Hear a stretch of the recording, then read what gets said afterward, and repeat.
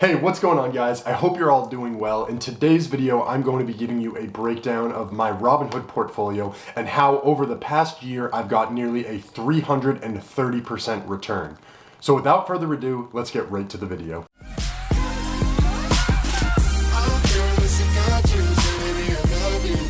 So if you guys are new here and don't really know what this channel is about, I talk about all things investing with my tips, tricks, and insight into the stock market. So if you're interested in increasing your portfolio size, then make sure that you subscribe to my channel and turn on that bell notification to be alerted when videos come out.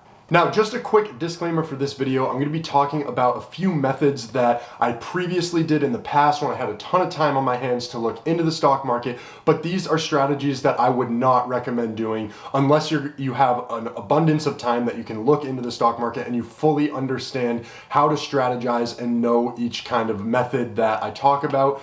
Otherwise, you're not going to get the same returns and you're going to be discouraged with the results. I'd say for new investors who are looking to do something like this and get those huge 330% returns, it's going to be more like gambling. So you're going to want to stay away from that and more set up your portfolio to be stronger over the long term and get steady growth. So what I am going to do for you right now is just hop right into the Robinhood app. So you should see that appearing on the screen right now. And I'm just going to cover what I did over this past year. So you can see the past day, hasn't been too great. I'm down just slightly on my portfolio overall. The past week, I've gone up about 1.26%. So not too bad on the week. Over the past month, which is basically when I started doing this Robinhood challenge, I've got up 3.75%, which is pretty good, about $55 overall in my portfolio. 3 months isn't as great because I stopped investing for a period of time just to kind of recoup, gain some more money. I had a lot of things going on. I had just graduated college. I was paying a couple different bills and I needed to secure some money for rent. So I had stopped investing for a little bit, but now I'm back at it again. And then over the past year, you can see this is where the huge number comes into play, nearly 330%. So 327.77% to be exact. So that's just a phenomenal gain over the past year and kind of unheard of for a lot of different investing strategies. So it has been paying off for me, but it didn't come without a cost. So before I was getting these huge returns, I was actually losing money on the stock market and I was refining my strategy to try and understand what I could do better to implement a new strategy to start getting higher returns.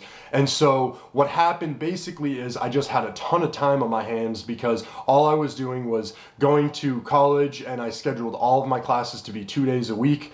And then I had a lot of different time. I was working an internship at the same time. So basically anytime I wasn't in college or working at that internship, I was researching different stocks, looking up different strategies, and then implementing and learning from my mistakes from before. So there were 3 key things that I was really doing in my investing. And like I said, I would not advise doing a lot of these unless you break it down, you're fully comfortable, and basically you have to admit to yourself that you may lose a lot of money and you just have to be comfortable and recognize gains when you see them. And if you do lose that money, just know that that was the risk when you set it up this way. So mainly what I was doing was investing in 3 different ways. I was investing in penny stocks, and mainly in that, I was volume trading those penny stocks. I'll talk a little bit more about that. I was doing some options trading. I had just gotten into options trading, something that I would not recommend as well unless you're really comfortable with the market and understand, the different values of stocks and whether they're going to go up or down, and kind of just, almost what I was doing for that was going around their earnings. And basically, if it seemed to me like they were going to have good earnings after I was breaking down their financials, their revenue and sales and whatnot, if it looked like they were going to do well for earnings, I would get some options for the short term, which if you do options trade, I would recommend getting them for longer terms. And then lastly, what I was also doing was day trading these. So basically using the momentum, figuring out some stocks that looked like they were poised to go on a run a little bit, and then buying them and selling them within the same day. And a few times I ran into some issues and lost some money with Robinhood because I used more of my day trades than were allotted. You can only have 3 day trades if you don't have $25,000 in your account. So at that time I didn't have it, and I ended up losing out on a bunch of money because I couldn't sell the stocks at the right time. So Definitely a riskier strategy involved, but I did have it pay off, and it went through a lot of trial and error and basically learning from my mistakes. So tough if you're new to investing. It's really hard on your emotions, and basically you have to have a really thick skin to be able to do a lot of that different style investing. But let me just show you what I mean by having that thick skin. So you can see at the beginning of the year, there were some very, very high fluctuations in the value of my portfolio. So you can see, here I had at one point $535.03, and then the very next day I was up to 1,117. So literally doubled my portfolio overnight, and then the next day down to $700, and then the next day I was down, $475, but then luckily got back up to 703. So these huge swings really take a toll on you, and that pretty much kept on continuing up until November. And that's when I started to refine my strategy even more, and I wanted to invest for the longer term. So I started switching my strategy, and you could see it steadily increased. So when I started doing that, it wasn't as big of returns, maybe 10-12% increases over the month or whatnot. So that wasn't too bad. Those are more reasonable in my own opinion. It's a lot easier to attain 10% rather than hundreds of percentages when you're investing in the stock market.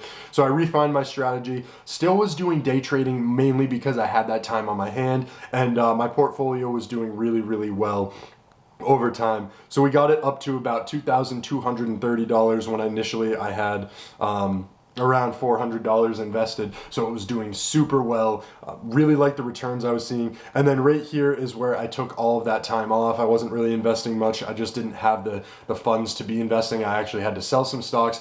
That way I could afford the rent that I was paying and do a lot of these different things. Now, if you follow my channel and you look at my investing strategy now, you'll know I'm big into creating those safety funds and making sure that you're comfortable with your investing. So that way, if anything were to happen to you and you needed money, you didn't have to take it out of the market. So that's what I'm looking for now. And you can see I restarted investing right here late August, and already have got some decent returns from that. So I could go down and break down individual stocks that I was buying and selling at the time. Not sure how useful that would be. If you guys want to see the trades, that I did, I can go into my history and show that. Just let me know in the comment section below if you think that would be a valuable thing to go over.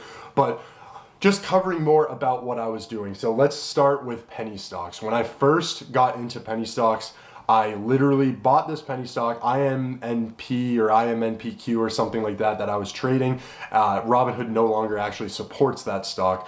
But basically what happened with this is I noticed a huge volume spike, and that's exactly what I was going for with these portfolios. I was going for volume spikes. And basically, I would take an app, I would look at the average trading volume that was going on for those days, for the week, what have you. And I basically saw that this stock was getting hot, getting a lot of attention. I was going on to StockTwits, seeing that it was gaining a massive amount of followers. There was news set to come out. So I invested in them, and overnight, I doubled my money. That's where I went from $500 or $400 to around $1,100 right at the beginning there. So that was really good. But there have been times in the past where I was trading penny stocks and I've lost, almost all of the money that I put into it. I've lost huge percentages, maybe 70% before doing not the similar strategy. I wasn't really volume trading. I didn't really know much about that, but that's something that definitely interested me. One method that I was doing.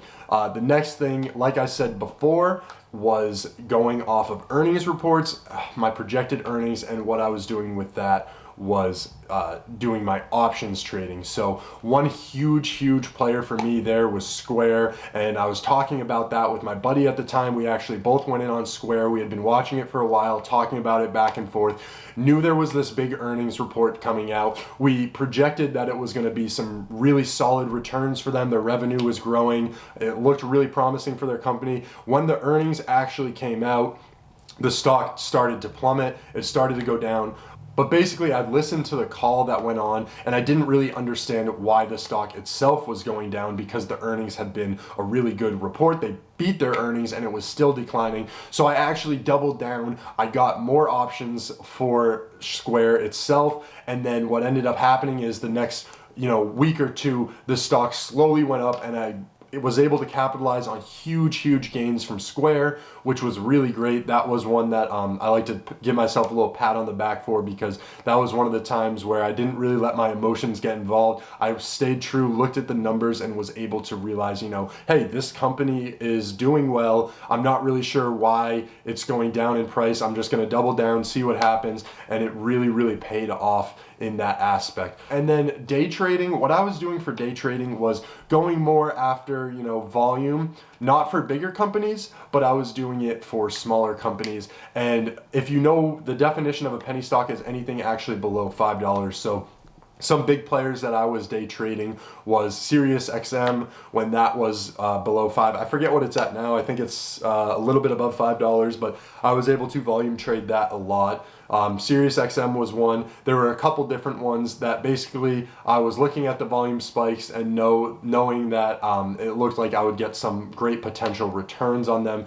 Again, very risky. Wouldn't recommend doing it unless you have a lot of time to look into these stocks, figure out when news is coming out and when a lot of this talk is going to be, coming out there. There's a lot of different things you can look at for that. But what I basically would do was Google around, use the community as your friend. So on Twitter, I have, a couple different followers and people that I'm following that I like to discuss my stocks. I always send out a couple tweets a week where I'm talking about, hey, what moves are you making this week? And people will tweet back at me, or they'll message me in my DMs and talk about some of the moves that they're going to make and why they're going to make them. So the community has been huge in helping me identify some of those players. And, a couple different accounts that I've been following have really helped boost that awareness for me and been able to allow me to see some of these big gains that I've been talking about. So it's really interesting stuff, very risky strategies. What I try to do now is actually take away some of that risk, because what I see in the future is a recession coming. I don't think that this bull market is going to continue, for years to come. Who knows when it's actually going to come? I put out a video saying basically no one can really predict the market. We can only set up ourselves for the future and hope that we can mitigate those damages that we could take if a recession does happen. So things that I've been doing for that have been, starting to invest a little bit in bonds, which, isn't always the best thing. They're just a very small percentage of my portfolio right now. But when the market isn't doing well, bonds typically tend to stay stagnant. They're really, more of a stable investment at that time. I also like to invest in dividend stocks. So I go for dividend aristocrats, any companies that really have been, increasing their dividend payments over the past 25 years. I look at their financials. I basically have put out, I think, 2 different videos on how I pick my dividend stocks. So you might want to check those out if you haven't seen those before. It's not too complicated. I think a couple of the videos I give it best as a breakdown as I possibly could. So if you're looking just to learn how, a better method in picking stocks, I would highly recommend looking at that. And basically just be aware that research is your friend. Research. You really got to drill down, look into these companies. Don't just take the advice of somebody else. And like I say in most of my videos, these are my investment decisions. These are what I'm doing. You don't have to blindly copy me. It's better for you to do your own research, make sure you're comfortable investing in these stocks. I look up a ton of different other people, other YouTubers, other people on Twitter, other stock traders. Big fan of Warren Buffett. I've read many books to help strategize with investing and stuff. So basically all this research that you continue to do is going to help you propel your stock portfolio in the future and basically set yourself up to get these higher returns. So if you're interested, in seeing these higher returns, first, I would urge you to, follow some of the members in the community. Definitely follow my account if you want to get more information. Follow my Twitter. I tweet a lot about, my moves real time, when I'm buying, when I'm selling, what I'm doing. That's at DLitzTV on Twitter.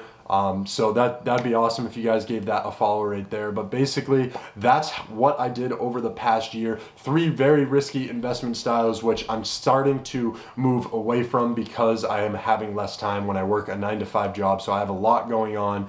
and don't really have all of that time to look into the stock market. I really wish that I had more time, but basically what I'm doing now is going to work 9 to 5, making some videos on the side after work, and then getting up the next day doing it all again. So if I had more time, I would probably be going after more of those risky investments. I felt like I was finally nailing down some really great strategies towards my day trades and what I was doing to capitalize on those earnings. But unfortunately, just how my life's been going, I wasn't able to focus primarily on that. So if you guys found this video useful in any way or it was informative for you, then make sure you drop a like. Any of the support you guys do give me really helps. It makes a difference. And just knowing that I'm making a difference for you guys and helping you grow your portfolios is going to make me feel really great. So show some support. If you haven't done so already, subscribe to the channel. We're looking to hit, I don't know, around 700 by the end of the year. That would be a huge number for me. So let's make it happen. Thanks for checking out the video, guys. I hope you all have a really great day.